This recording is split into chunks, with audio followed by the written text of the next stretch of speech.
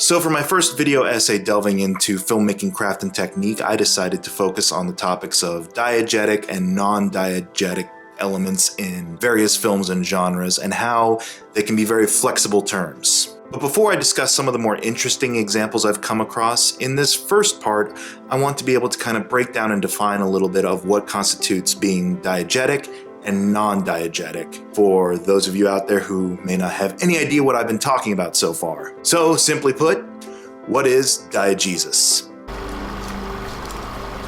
Diegesis is a form of storytelling where details about a world and the characters that inhabit it are presented to a detached audience through narrative. Often the narrative is provided by a narrator not directly tied to the world or events. With regards to film specifically, diegesis could be simply described as the story on the screen. The characters, the settings, events that transpire, the little details, all of those elements that adhere to the parameters set up in the fictional world comprise the diegesis of the film. Non-diegetic elements are typically details or manipulations of the story and characters that only we, the audience, are privy to as we witness them. The most clear-cut examples of these terms at play are often found in the utilization of sound and soundtrack in the film. For example, the classic Indiana Jones punch sound effect. That is an example of a diegetic element. The sound originates in-universe, the characters hear it and interact with it. The classic Indiana Jones theme, on the other hand,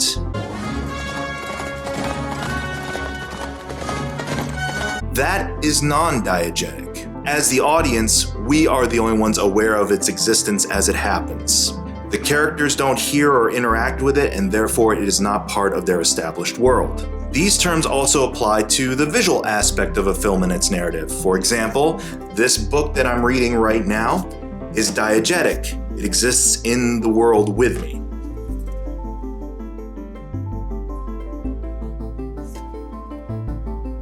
The balance between diegetic and non-diegetic elements helps to inform the audience not just of what their responses should be to a narrative, but also what's entailed in the style and viewpoint of the storytellers involved. Editing and cinematography is, in and of itself, a non-diegetic element, sort of a silent narrator directing us where and when to look, what we should be focused on, etc. The use of non-diegetic inserts in a narrative can help interpret many things, from a passage of time, to transitioning of scenes, or reinforcing a mood that the filmmakers wish to communicate further to the audience.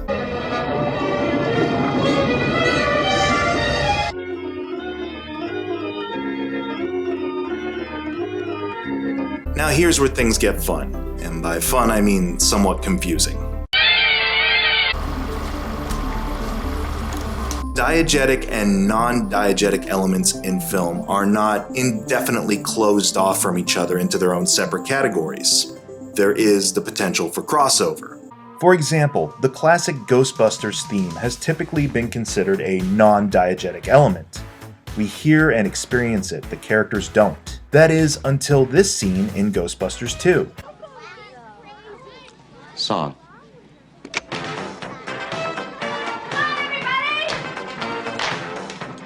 All of a sudden, the theme song is part of the diegesis. It exists within the world now. And it don't look good! In contrast, consider the end of V for Vendetta.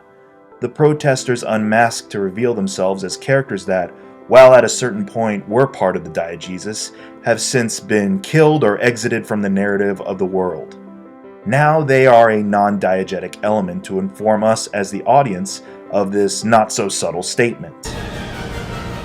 He was all of us. No one else appears to see or acknowledge the reappearance of these dead characters. They are here solely for our benefit. Though sometimes we might be given an in-universe explanation as to why one element that we perceived as being that one element is actually the other. Dr. Molly Clock.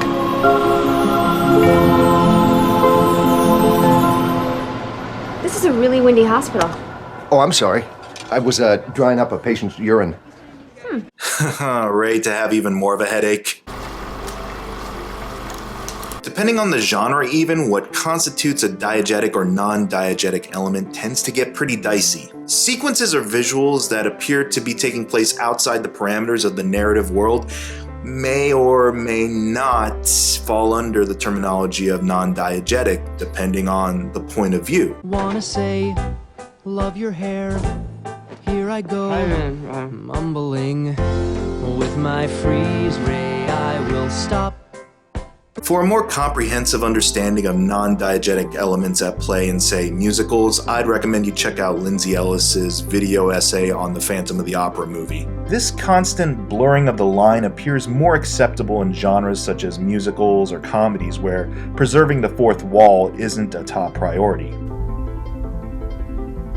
What the hell am I looking at?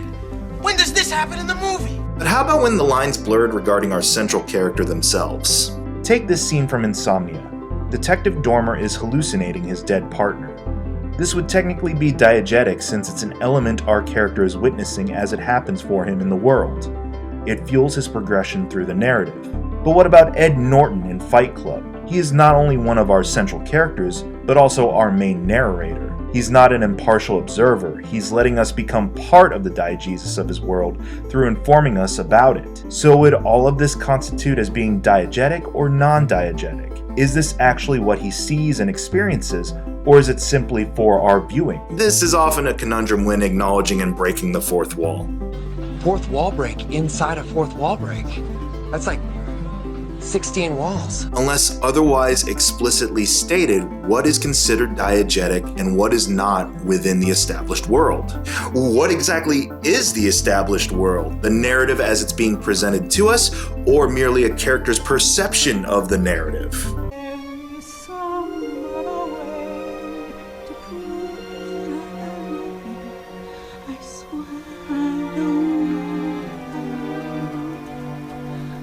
I'm going to close out this video for now because in part 2, I'm going to give you 2 examples. One film that I feel adheres to a very firm divide between diegetic and non-diegetic elements. And another film that just raises a big old middle finger to all that noise. So I'll see you then.